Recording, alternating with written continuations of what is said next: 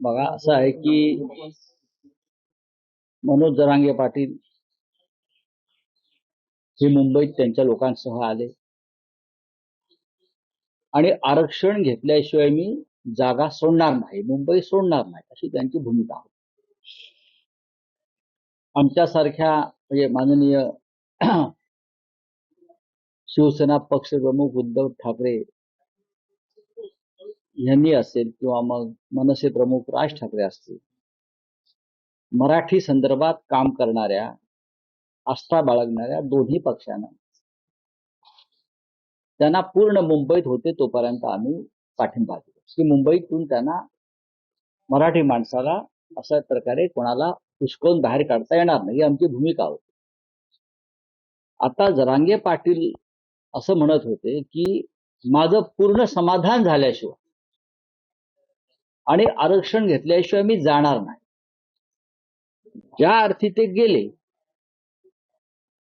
याचा अर्थ आता isakal.com आहे देशातील नंबर 1 ची मराठी न्यूज वेबसाईट. प्रत्येक अपडेटसाठी isakal.com ला नक्की भेट द्या. सरकार आणि त्यांच्यातल्या वाटाघाटी यशस्वी झाल्या आणि ते हसत हसत समाधानानं ज्या अर्थी आपल्या गावाला परतले. त्याच्यामुळे आता जर काही त्याच्यामध्ये वेडवाकडं झाला असेल असं त्यांचे इतर सहकारी म्हणत असतील तर तो सरकार आणि मनोज जरांगे पाटील यांच्यातला मुद्दा आहे.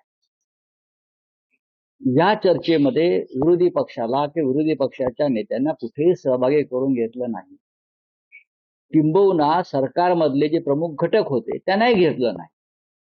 म्हणजे जे वाशीला गुलाल उधळत होते तेही या चर्चेत किंवा शेवटच्या टप्प्यात मला दिसले नाही.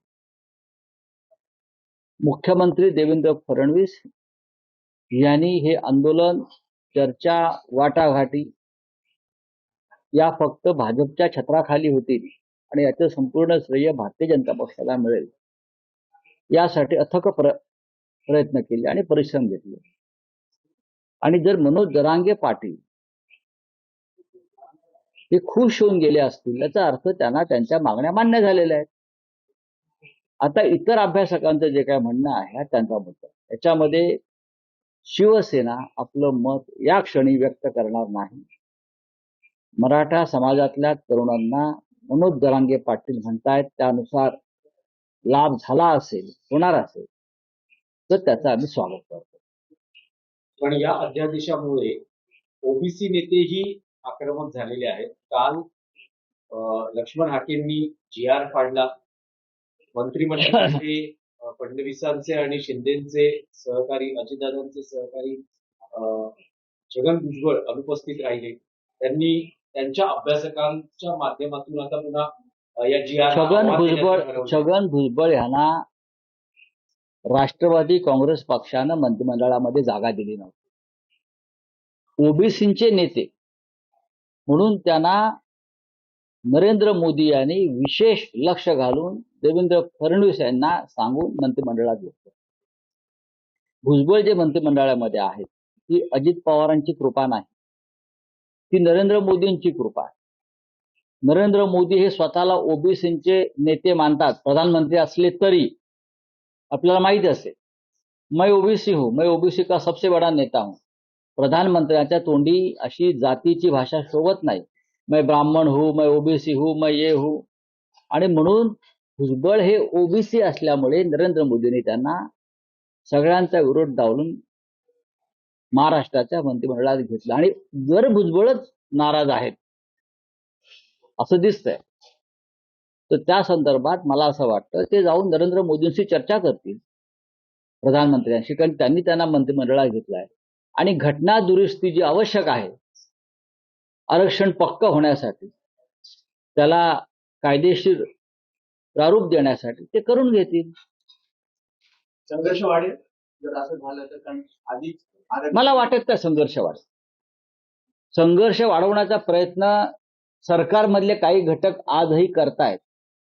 सरकारमधल्या काही घटकांची इच्छा होती की मनोज जरांगे पाटील यांनी माघार घेऊच नये आणि फडणवीस यांचं सरकार अडचणीत यावं.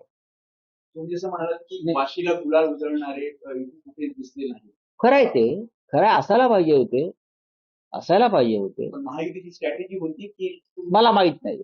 महायुतीमध्ये कोणती स्ट्रॅटेजी नाही. ते फार स्ट्रॅटेजीच्या गोष्टी त्यांनी करू नये. त्यांच्यामध्ये आपापसात ती सुद्धा जसं आम्हाला ते म्हणत होते रिक्षा आहे म्हणून ही 3 चाकाची, ती सुद्धा 3 चाकाची रिक्षाच आहे. पण दोन्ही उपमुख्यमंत्र्यांना बाजूला ठेवलं, दोन्ही मराठा चेहरे होते. हे फडणवीस साहेबांना विचारलं पाहिजे तुम्ही. त्यांची राजकीय स्ट्रॅटेजी काय होती, खास करून शिंदेना दूर ठेवण्यामध्ये. कारण इतके मोठे जे आंदोलक इथे आणले, त्यांच्या गाड्या घोड्या वगैरे व्यवस्था ज्या माध्यमातून झाला त्या त्यांचंच नाव येत आहे. आणि त्यांचा मुख्य उद्देश हा आरक्षण देणे हा नव्हता, मिळवणं हा नव्हता, तर मुंबईमध्ये येऊन देवेंद्र फडणवीस यांच्या समोर आव्हान उभं करणं हा होता. नाही, पण राऊत साहेब, तुम्ही जे म्हणता आहात आणि तुम्ही यापूर्वी आंदोलनाच्या वेळेस म्हणत होता की जे मनोज जरांगे यांचं आंदोलन होतं त्याला सरकारमधल्याच काही घटक पक्षांकडून फूस होती. मी फूस देवेंद्र म्हणणार नाही. बघा, किंवा फूस हा शब्द चुकीचा पाठिंबा आहे. पाठिंबा होता जरांगे पाटील हे त्यांचे, फडणवीसांना अडचणीत आणण्यासाठी. मी असं कधीच म्हणालो नाही. जरांगे पाटील यांचं आंदोलन हे मराठा समाजांच्या आरक्षणासंदर्भातल्या मागण्यांसाठी होतं आहे. पण त्या आंदोलनाचा काही लोक राजकीय दृष्ट्या जर गैरवापर करून राज्याचं सरकार अस्थिर करण्याचा प्रयत्न करीत होते. पण देवेंद्र फडणवीस यांनी उच्च न्यायालयाच्या निर्णयानंतर तात्काळ जी पावलं उचलली, त्यानंतर ज्यांना हे सर्व घडवायचं होतं त्यांच्या त्या संपूर्ण योजना बारगळल्या. नाही, पण आता मराठा समाजातले नेते जे प्रतिक्रिया व्यक्त करतात की मनोज जरांगेंची फसवणूक झाली आहे, या GR मध्ये तसं काही विशेष नाही, जे पूर्वी होतं तेच आहे. तर या ज्या प्रतिक्रिया आहेत त्याही तुम्हाला अशाच राजकारणाचा भाग वाटतात. आज या क्षणी समाजामध्ये मनोज जरांगे पाटील यांचं नेतृत्व हे शिखरावर आहे. त्याच्यामुळे जर मनोज जरांगे पाटील हे पूर्ण समाधानी असतील आणि त्यांच्या समाजानं जर त्या दिवशी फटाके वाजवून गुलाल वाजवून आनंद व्यक्त केला असेल, मला वाटतं त्याच्यामध्ये आता फार चर्चा न करता हा विषय संपला असं मान्य केलं पाहिजे. तुम्हाला छगन भुजबळ यांची नाराजी ही खरी वाटते की भुजबळ पुन्हा ओबीसीचं नेतृत्व, कारण जी ओबीसी उपसमिती नेमली आहे, महाराष्ट्रामध्ये ज्यात भुजबळ अध्यक्ष होते त्या जागी आता बावनकुळे अध्यक्ष आहेत आणि ते भुजबळ सदस्य आहेत. महाराष्ट्र जातीपातीमध्ये इतका कधीच फाटला गेला नव्हता. प्रत्येक जातीसाठी उपसमिती हे या राज्यातलं चित्र कधीच नव्हतं. दुर्दैवाने गेल्या 10 वर्षामध्ये ज्या प्रकारचं राजकारण या राज्यात आणि देशात जाती पोटजाती उपजातींचं सुरू आहे, हा मूळ विचार महाराष्ट्राचा नाही किंवा पुरोगामी महाराष्ट्राचा नाही. आम्ही सगळी मराठी माणसं एक आहोत. आम्ही मराठी माणसांची भक्कम एकजूट उभारली. त्या एकजुटीला फोडण्यासाठी आधी शिवसेना फोडली, मग राष्ट्रवादी काँग्रेस फोडली. आता अनेक जाती उपजातींचे गट करून त्याच्यानुसार तिथे आता समित्या नेमणं, अमुक करणं, हे महाराष्ट्राच्या परंपरेला शोभणारं नाही आणि नव्हतं.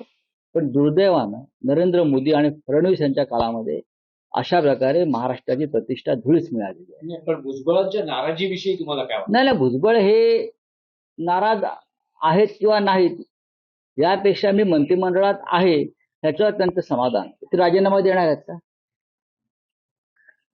जर ते खरोखर एखादा समाजाचं मी नेतृत्व करतो आणि त्या समाजावरती अन्याय झालाय हे जर कोणाला मनापासून वाटत असेल तर त्यांनी त्या मंत्रिमंडळातून बाहेर पडलं पाहिजे. मग महाराष्ट्र असेल किंवा देशातलं मंत्रिमंडळ असेल.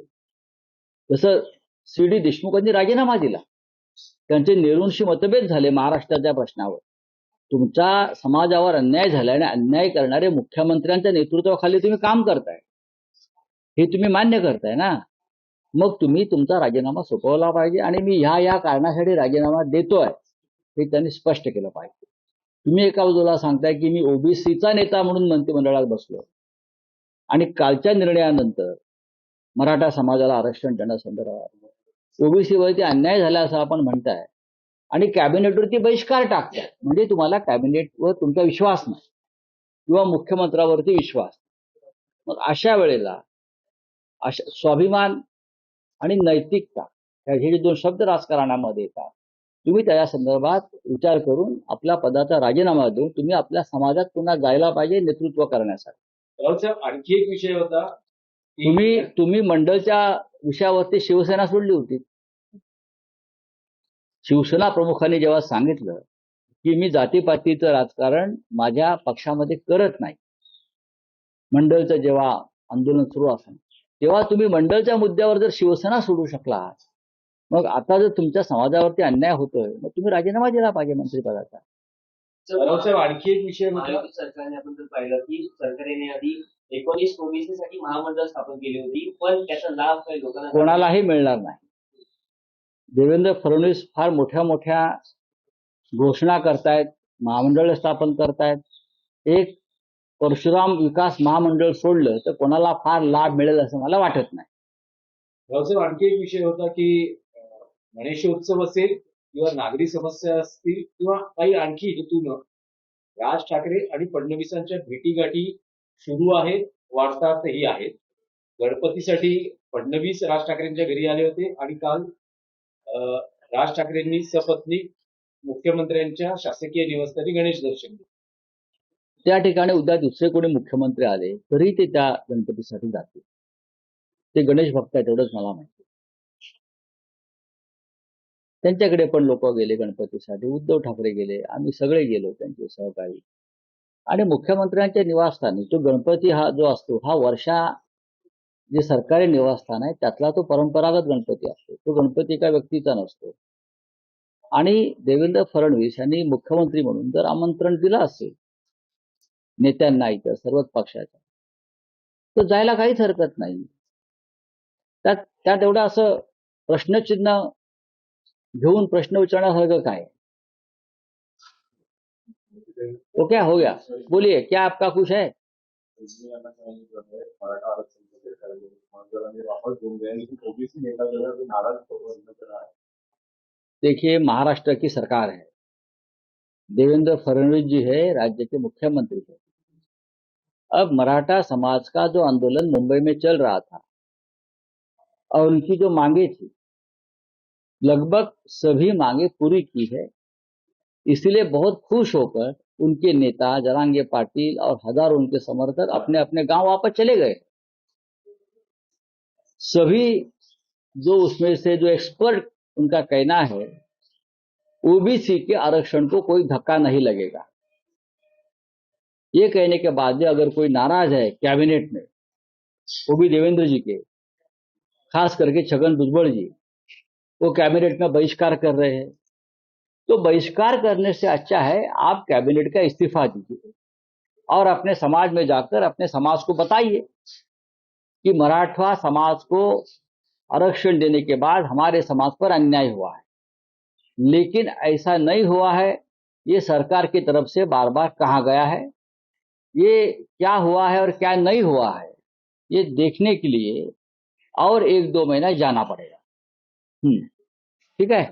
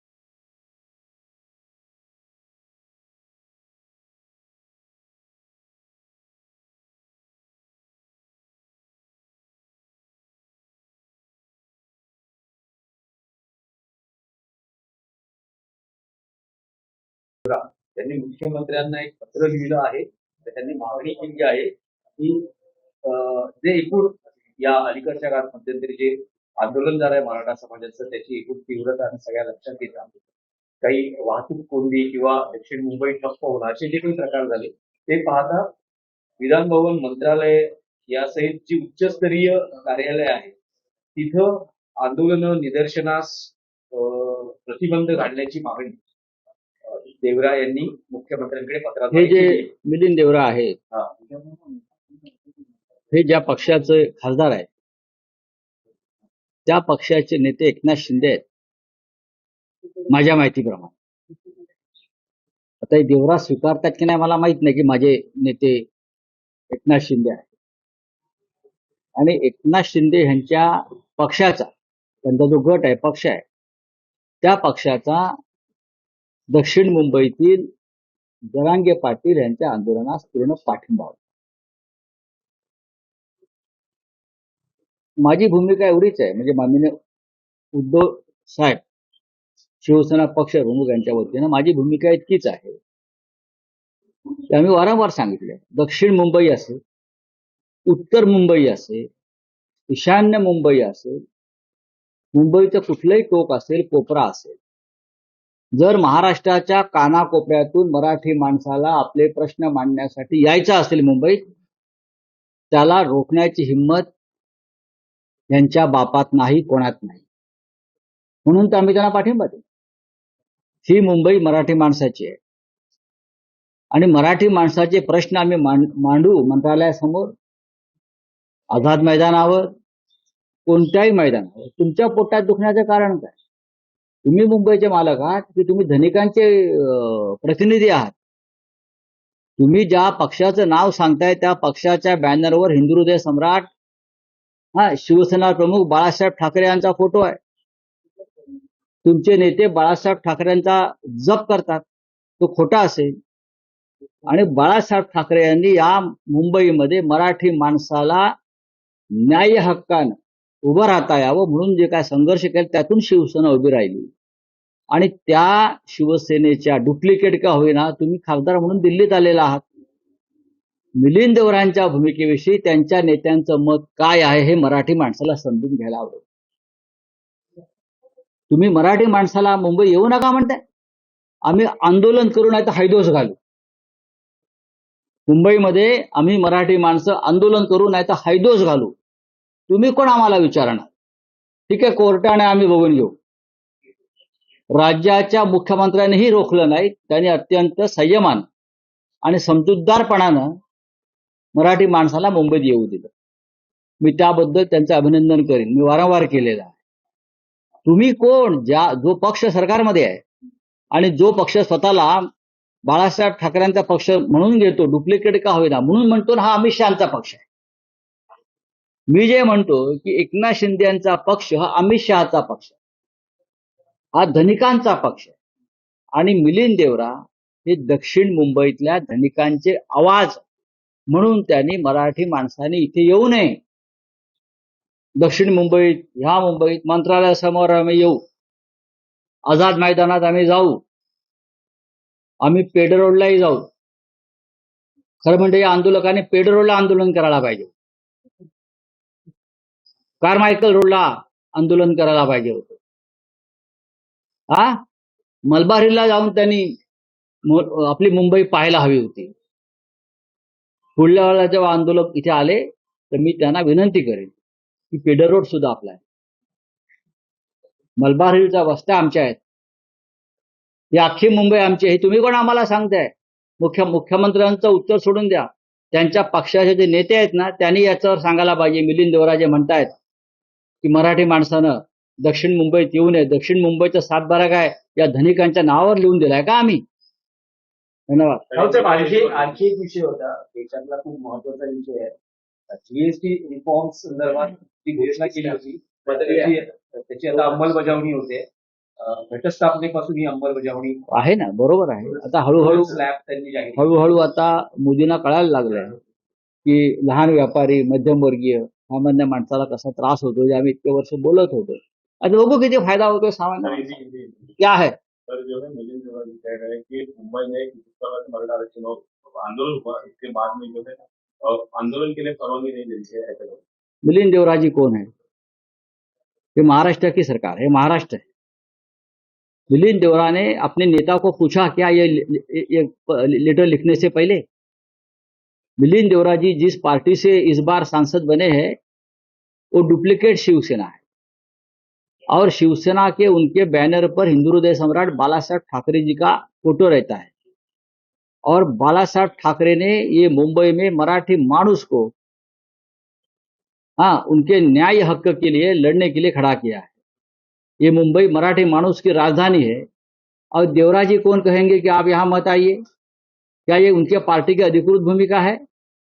हम महाराष्ट्र के गांव गांव से यहां कोई भी आ सकता है मराठी मानुस, और चाहे आजाद मैदान हो, चाहे मंत्रालय परिसर हो, चाहे पेडर रोड हो, चाहे कार्माइकल रोड हो, चाहे नेपीएनसी रोड हो, चाहे मलबारी हो, जहां चाहे वो जा सकता है।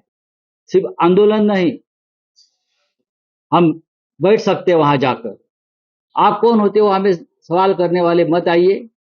देवरा जी, आपके पार्टी के जो नेता है मिस्टर एकनाथ शिंदे को पूछिए क्या ये उनकी अधिकृत भूमिका है? इसलिए तो मैं कहता हूं ये पार्टी जो शिवसेना नाम से दी है एकनाथ शिंदे को, इस पार्टी के मुखिया अमित शाह है, और ये भाषा जो देवराज जी बोल रहे हैं मराठी मानुस को रोकने की, ये भाषा अमित शाह और नरेंद्र मोदी जी की है। देश विदेशातील प्रत्येक घडामोडींचे लाईव्ह अपडेट मिळवण्यासाठी आता साम टीव्हीच्या सर्व सोशल मीडिया प्लॅटफॉर्मला लाईक, फॉलो आणि सबस्क्राईब करा। तसंच सर्व नोटिफिकेशनसाठी बेल आयकॉन प्रेस करायला विसरू नका।